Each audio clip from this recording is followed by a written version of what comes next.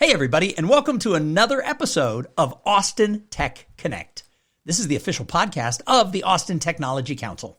My name is Thom Singer, and I have been with ATC, coming up on 3 years. That went faster than I expected. And about 2+ years ago, we started this podcast so that we could talk to interesting people and important people in the community who are shaking things up and really impacting both companies and just the whole of Austin. And today we are joined by one of my favorite people in the tech ecosystem, and that is Heather Brunner. Heather, welcome to the show. Thank you so much, Tom. What a nice introduction. And we're very blessed to have you at the helm of ATC. You've done great work, and it was awesome to get to see you in action at the Hall of Fame week before last. Yeah, we had a lot of fun. We had a sold out crowd, 250 people, top floor of Indeed Tower, and we honored second year of the Hall of Fame. We honored 8 Legacy Foundational inductees. We had the 2025 inductee, and then the First Time Founder Award, because the Austin Technology Council is really focused on celebrating the past, being present in the now, and looking to the future. And so when we designed the Hall of Fame, that was very important to me, that we made sure we were covering all those people who helped grow Austin. And boy, that list is long. And so we can only do 8 a year. If you drop 65 people into a Hall of Fame in one day, that would be kind of dumb. So it's a long-term project, and the first year was great. This year was better. We're already starting to think about 2026, and we're looking for more companies who might want to sponsor us so we can grow. But I really appreciate you and so many other people in Austin who just showed up to celebrate Austin Tech, because as I said that day, real leaders show up.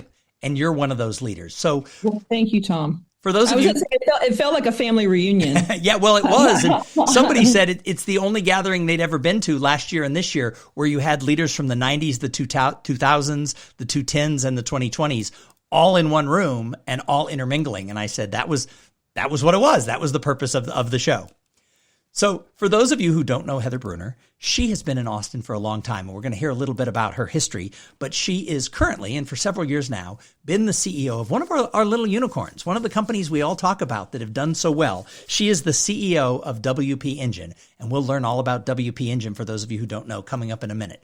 But Heather, let's go in the Wayback Machine. Let's go back to, where did Heather get started? I mean, we all come out of college and say, yay, but we don't think, I'm going to be the CEO of one of the hottest tech companies in Austin, Texas. So where did you start, and how did you get to where you are today? Yeah, well, thank you so much, Tom. And I'll it's been quite a journey, 30 years plus in technology, and so much of it here in Austin, which has been just such a privilege to see the growth of everything and to grow alongside for me to grow with Austin. It's been an immense joy. So I grew up in Houston. I'm a 5th generation Texan, so that's something I have a lot of pride about. Could talk about that for a while. But I went to Trinity and graduated with an international economics degree. And I thought originally my whole plan was, I'm going to work for the World Bank. I'm going to do economic development, that kind of thing. And I wind up doing a study abroad program that put me on the path into technology, where I met a partner at a event when I was studying abroad that was an Anderson Consulting partner. And I heard all about what they did and everything. And I was just kind of fascinated. And I went up to him and asked him if, more about the work. He said, why don't you come and see a project with us at Lloyd's of London and, send a letter or call my secretary, back in the old day. And so I did both, called and did letter. And I wound up going to this project, Lloyd's of London, and it just blew me away. I was just like, this is so cool. And it kind of set me on that path. And I started my career, fast forward, I wind up going to work at Anderson Consulting based in Houston. And then that I was able to, work and do all different types of consulting companies like FedEx, USAA, Nation Bank, if you remember that one, Georgia Pacific. And so got to do those kinds of projects. And what brought me here to Austin is I was homesick. I wanted to get back to Texas, and I was, dating my then boyfriend, now husband of over 30 years.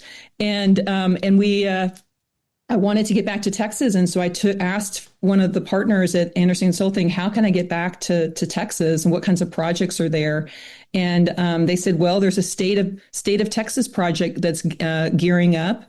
And so I wind up coming here to go be part of that, management team as a newly minted, young manager, and came here to help build the first automated case management system for the state of Texas for child protective services and adult protective services. Wow. So it was an amazing project. And so many of my core longtime life friends all came from that project. People who, are my dearest friends in the world. And so many leaders, I kind of think about, companies like Anderson Consulting, Deloitte, Oracle, a lot of IBM, a lot of those early leaders attracted so many different people. And then, of course, there was the trilogy phase, which I'll get to that in a minute. But just, I think that, so many people came to Austin in the early, kind of early 90s. And so I came here in 94, did my time at Anderson Consulting, and then wind up having a path of being able to go and be one of the first practice directors at Oracle and helping to build that office here for Oracle. And then going back and working at a company that was, kind of an Austin known company called PSW Technologies, which was going through a reframing of its services into becoming Concero. Oh. And so it was part of that whole, Concero was kind of basically helping companies with their web strategy. So back when, the early days of the web, what do I put on the web?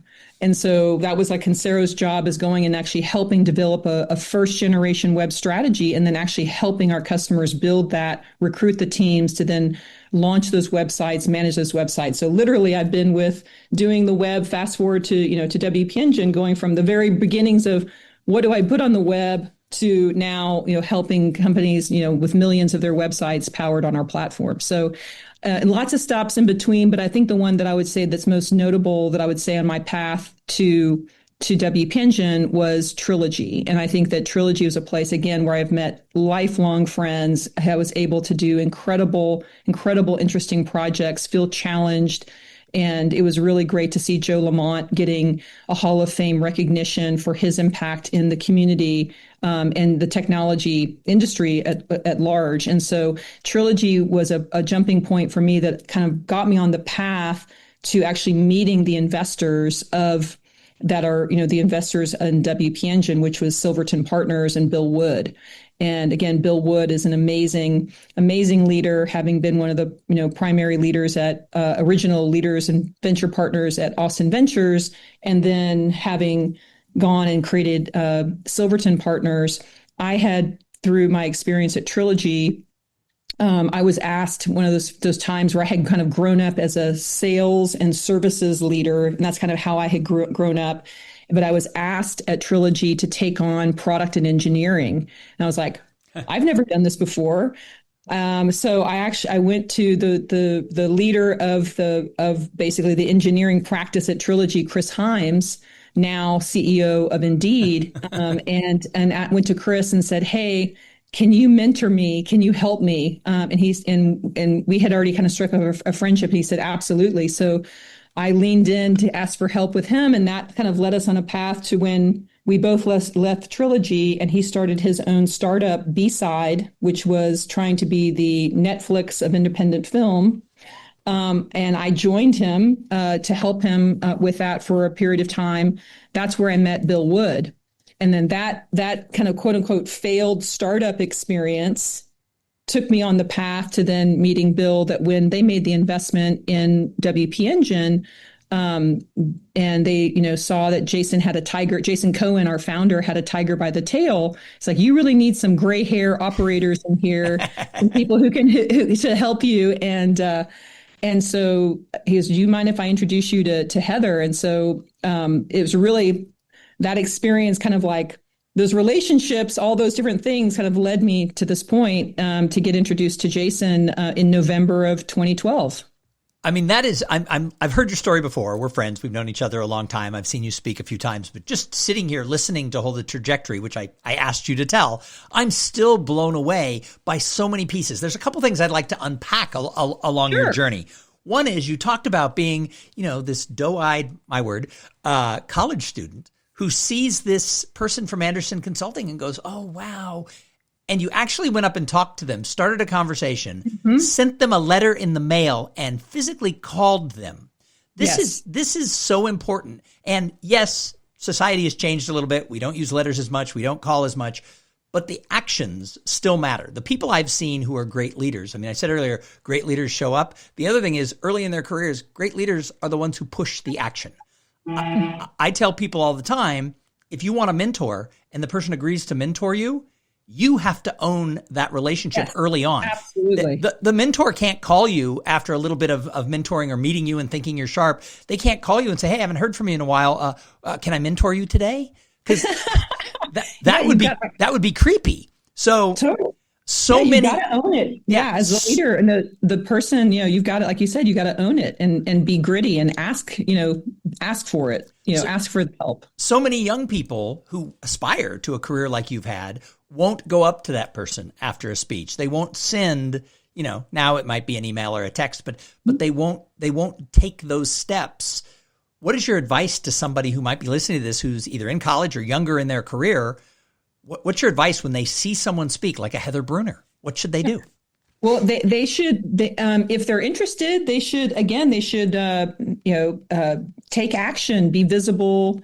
And also I would say tell that person why you're interested, connect, create that credibility in that moment, that interaction, so for, what I am always impressed with is when somebody comes to me and says, hey, I just heard you speak. I'm really more curious about this. Could you tell me more and ask me questions? Or, would you be willing to, I have a business plan or I have something, would you be willing to review it? And just having a very clear ask or action or a clear question. And I think people respond to that versus a generic, because the worst, kind of the thing that always, I think everyone's the wah is, can I buy you coffee and pick your brain? Immediately I'm like, no.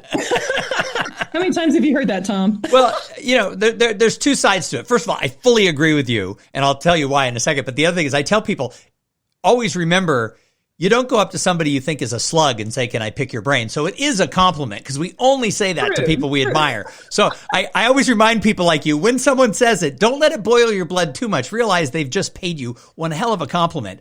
But the second thing to the person asking, someone who is as busy as an executive, responsible for so many people, responsible for a P&L and a bottom line that's big, they don't have unlimited brain picking time. So that specificness of here's who I am, here's what I want, can we find a time? I mean, you and I know each other and we're friends, but I had to be a little aggressive to get you on the podcast. You said yes, but I had to reach out to your assistant a couple of times. And I respect that it's not like, hey, you want to be on the podcast tomorrow at 2?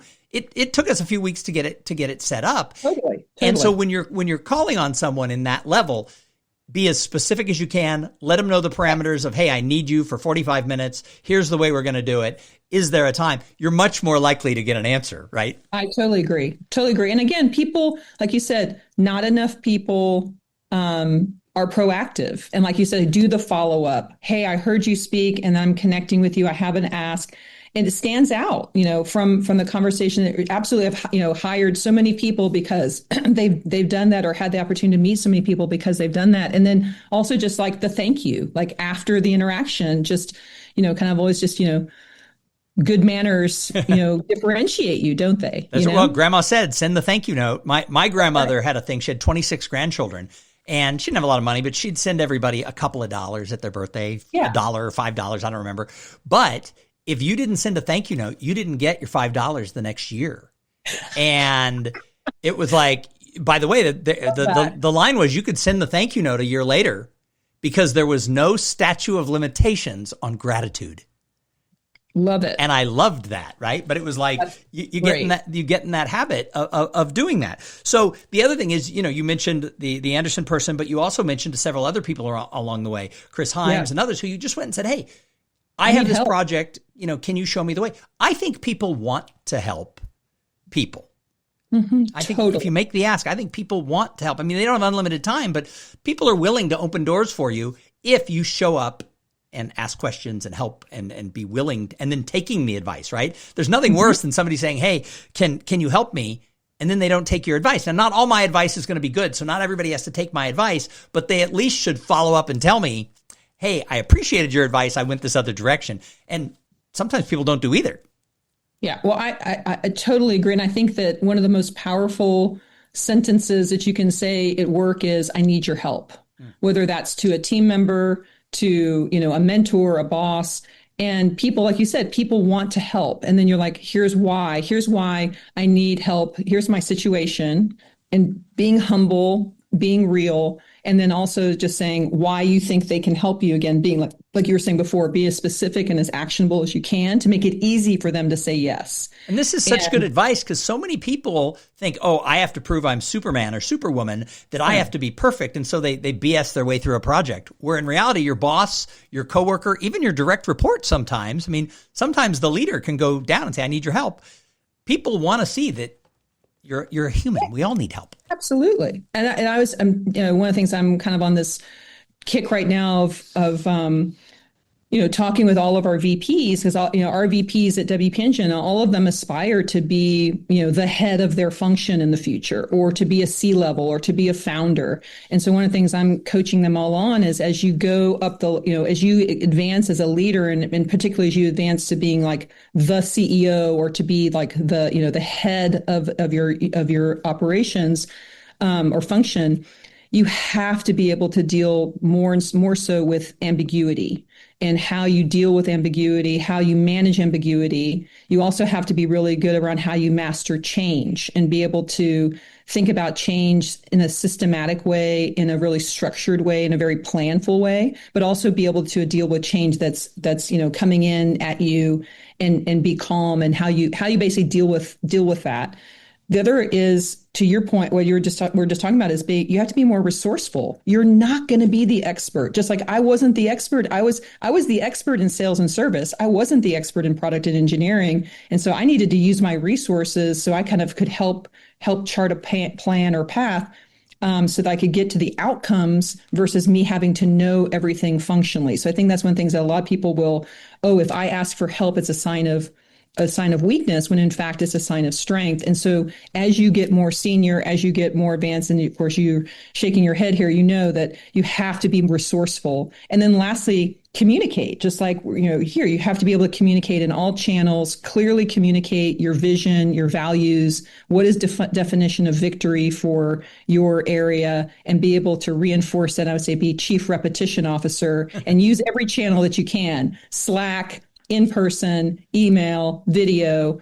And so again, that's kind of what I'm coaching our leaders on, is how do you rise up to ambiguity, change, being more resourceful, and how you are a better communicator. Well, and another thing that you talked about kind of in your description of your career path, one thing was you talked about Trilogy, and the network of Trilogy alumni is legendary. Yeah. And one of the reasons that Joe Lamont was nominated and selected for the Hall of Fame was he changed the face of Austin by the leaders he brought, the people he cultivated, going to people like you saying, we want to take you from sales into engineering, giving people the chance to rise to the occasion. And Austin is a better place because of Trilogy and the alumni like yourself who've come out of it and gone on to other things. But you also mentioned that first project in Austin with Anderson working for the state, that some of your best friends came out of that as well. So I think there's a drawback now. I think a lot of younger people are avoiding making friends with the people they work with. They somehow, it's like, I want to keep a distance from people I work with. Right. And remote work in a lot of cases, and other things keep them from that water cooler talk, or, hey, let's go to lunch, or whatever it is. How important do you think it is that you build real friendships with the people who you work with for the long run? Well, it's changed my life. I mean, it's been like, to me, like, people that I've worked with, you have that shared experience. You're in the trenches together. You spend so much of, literally whatever whatever the saying is, you spend 80% of your life at work. And I'm always like, make it count, make it be with the people that you want to spend time with, and learn from, cultivate relationships with. At the same time, there's also, I can understand why there, can be some boundaries or whatever. And I always tell people, first is, earn respect. from your colleagues. And then, you need to earn trust from your colleagues. And then maybe over time, you're going to earn advocacy from your colleagues. And that's what I would consider where I would put friendship. And so, advocacy is when you're willing to associate your brand with their brand or do work on their behalf or do whatever, or, say, hey, like, I want to be your friend, kind of thing. So I think that takes time. And I can also understand when people are like, everyone's got different things. But for me, having worked in environments where I felt like I was aligned with my leaders, I was aligned with the culture, where had great, friendships and cultivated that, I was the happiest, and I would say I did my best work. And I think places like that, where I feel like that happened for me, were at Anderson Consulting, now Accenture, when I was at Trilogy, when I was at Bazaar Voice, and now at WP Engine. Yeah, no, I mean, the stories, and it happened in my life 1,000 times, but I know stories of people who worked with people early in their career, developed friendships. They went their separate ways, and then an opportunity comes up, and they pluck that person out and bring them over to the new opportunity. Kind of like you were saying that Bill Wood said, hey, you need to meet our founder over here. It's people see the connection, sometimes decades later. When I got the job at the Austin Technology Council, a couple people came to me when the job was open and said, you know a lot about building community, and we need to rebuild and sort of get a fresh look. Would you be interested? And when I got the job, my daughter was like, she's a Carnegie Mellon business grad. I mean, she's got a good business head and all this. And she saw me taking on this role. She's like, how did you get that? And I told her, and she goes, oh my God, everything you teach about networking is true.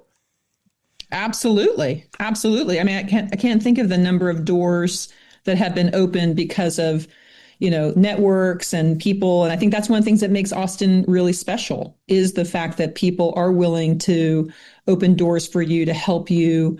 I know that I'm like, literally a speed dial away from many of my CEO peers. And I've used that, and they've used that with me to help that, whether it be on, back channeling, a potential critical hire, getting feedback on something. And I think that, building and cultivating a network, you've got to give to get, right? You've got to give and contribute, and then you're able to then, reap that. And I think that's what I think Austin is full of people who are willing to give and help each other. And I think that goes to the highest level, the most I would say most prestigious, quote unquote, successful people in Austin are also still very accessible. I agree with that. And I think it's an area that we need to actively fight to keep, because as we get larger, geographically, definitely, population-wise, as the success gap is bigger than it was 20 years ago, you have people who, companies and people who've gone there. Our secret sauce as a community is that ability to get someone to take a call, for somebody to introduce.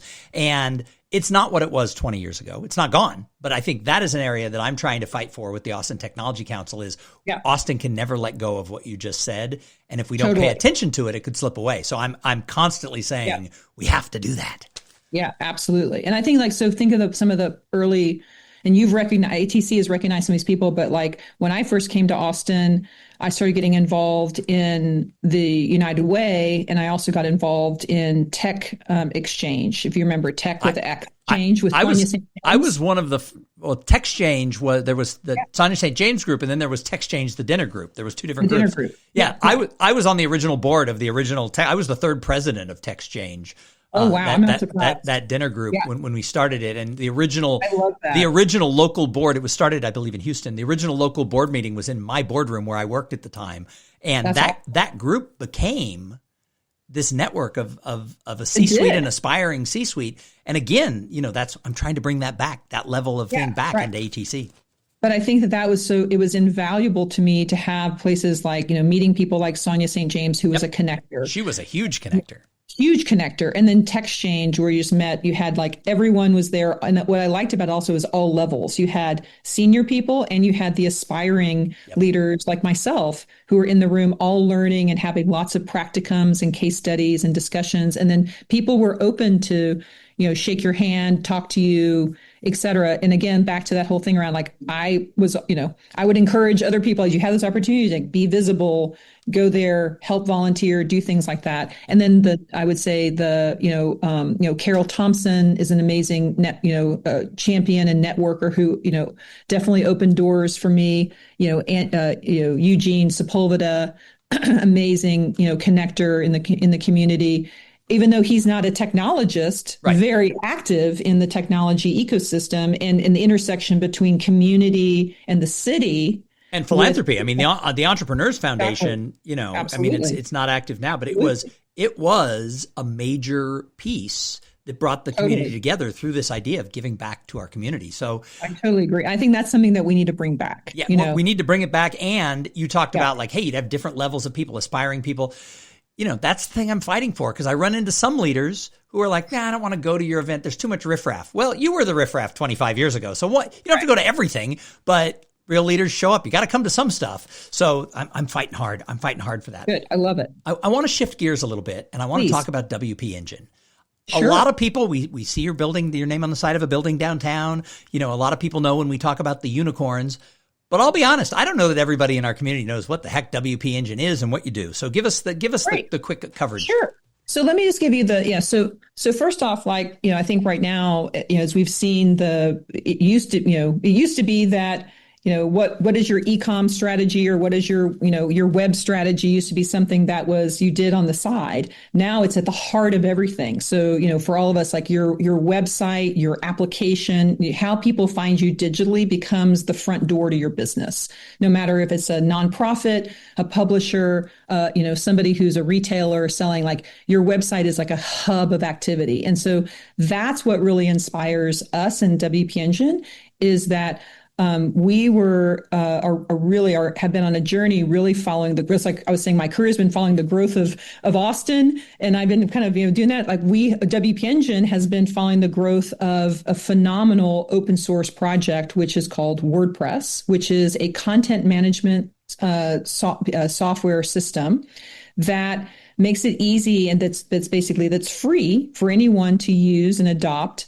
And what we have done is built a set of tools for designing, building, managing, and then optimizing your website using WordPress on top of our software and technology platform.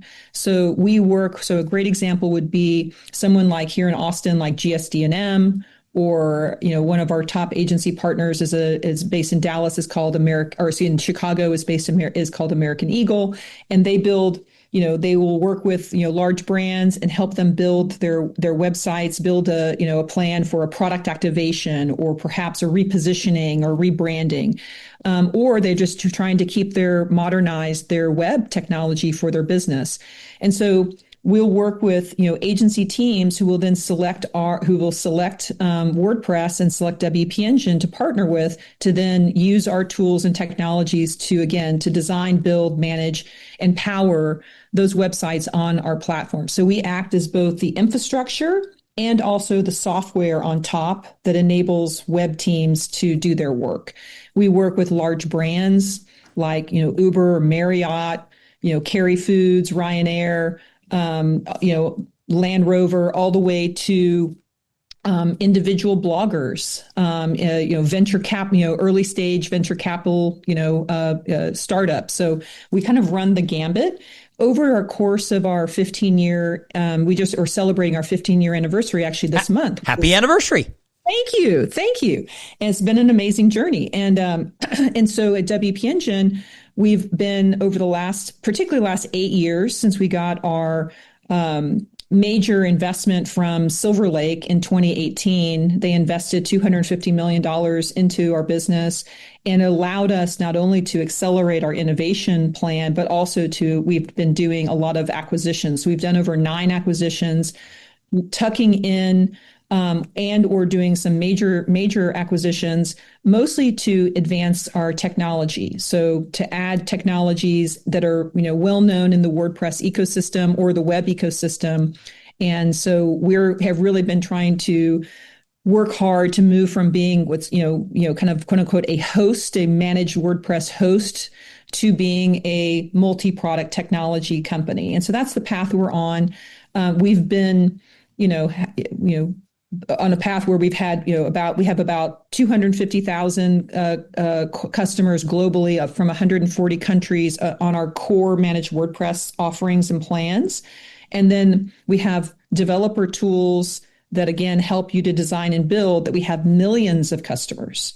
So it's really, we've really become, I would say, here from Austin, a global technology leader in our ecosystem. No, and like I said, you are without question one of the ones we talk about when we talk about our local homegrown, cutting edge unicorns, if you will. In fact, it was interesting. We'll shift over and talk a little bit about Austin.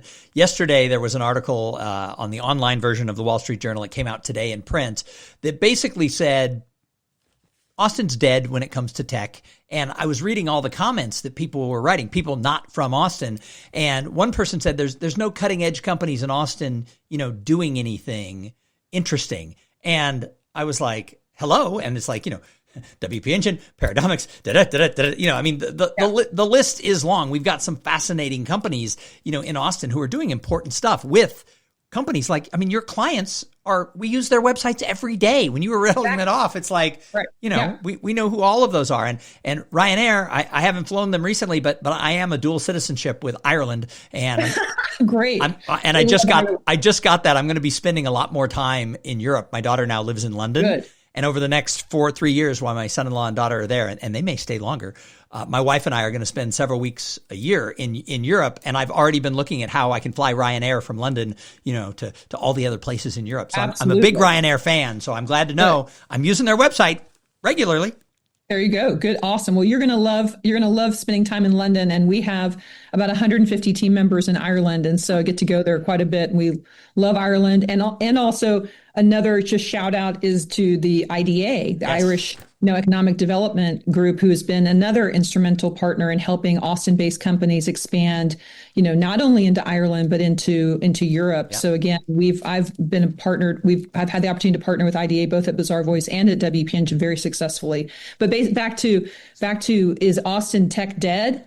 Hell no. We're just getting started. The fact that where we are and where we have come, is there a slight shift, in terms of we're not, instead of 200 people a day moving here, we're down to 11. Okay. All right. That may be the case, but we have technology. Look at what's happening with consumer goods and the intersection between consumer goods, like what just happened with Poppy, what's happening with all of our AI companies, what's happening with military technology. We have, with, Army commands, Army futures here and in Austin, and all the different things. Like everywhere you look, biotech, the investments, the university. I have the privilege of serving on the president's innovation advisory board for the University of Texas, and it's a collection of CEOs across venture capital,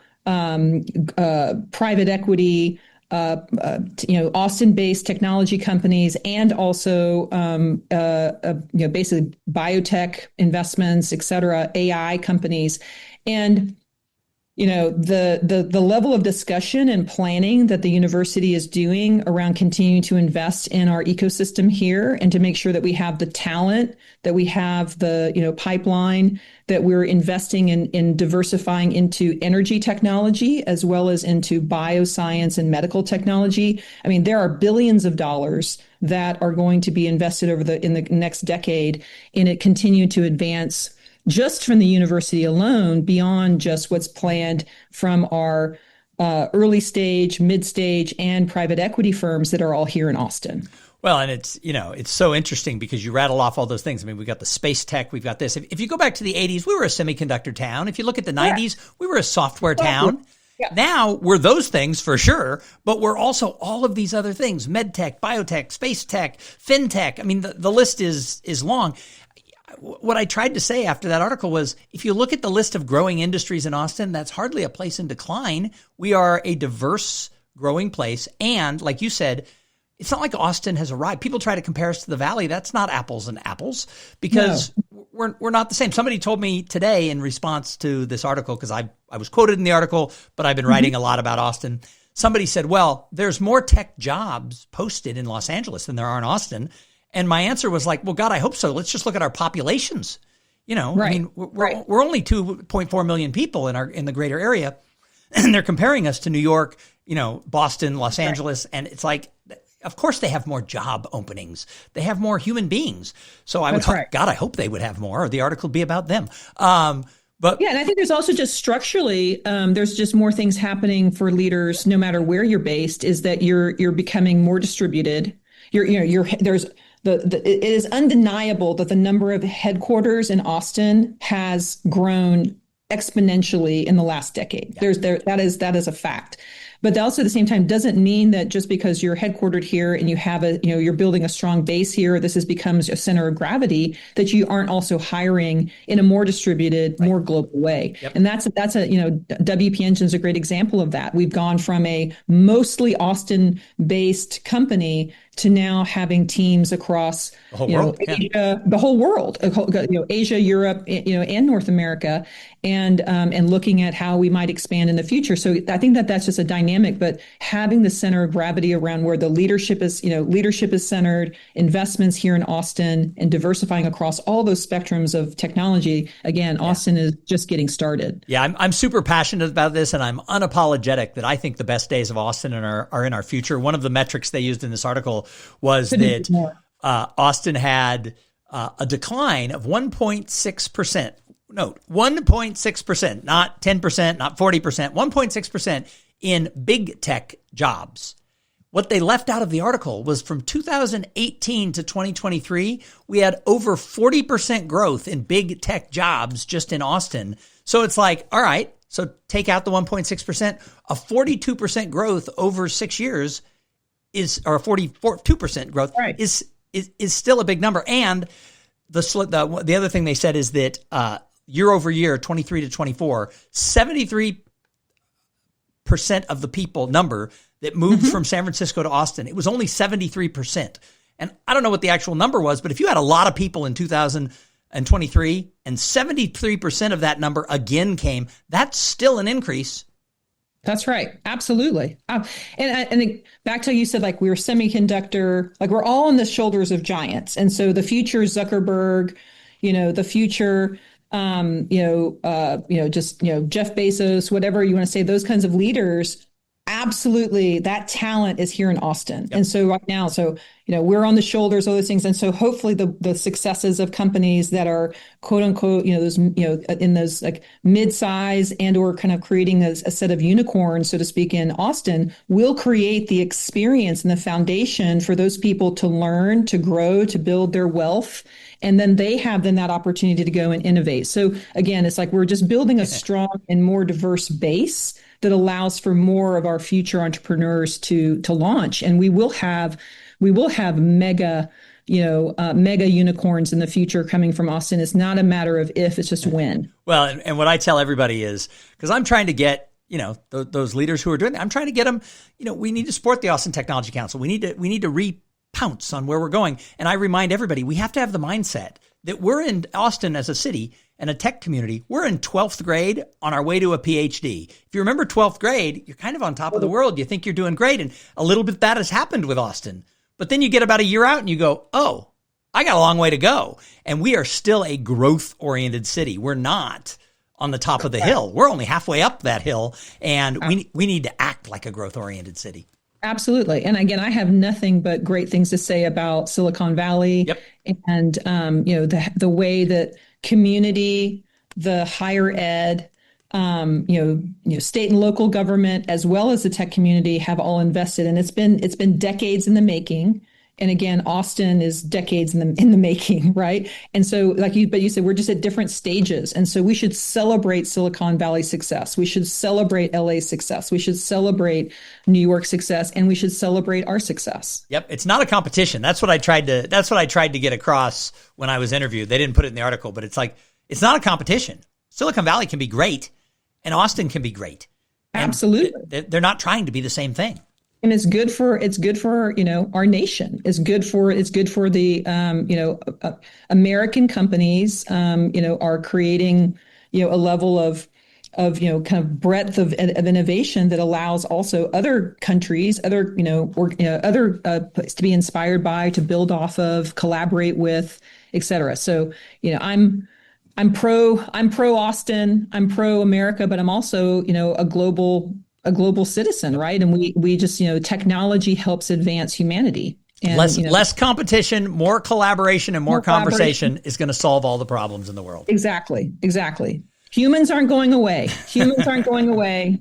Technology is going to keep serving and aiding us. That's right. And AI can't replace that human relationship that you have with the people you worked with at Anderson or Trilogy or for anybody else, wherever it was.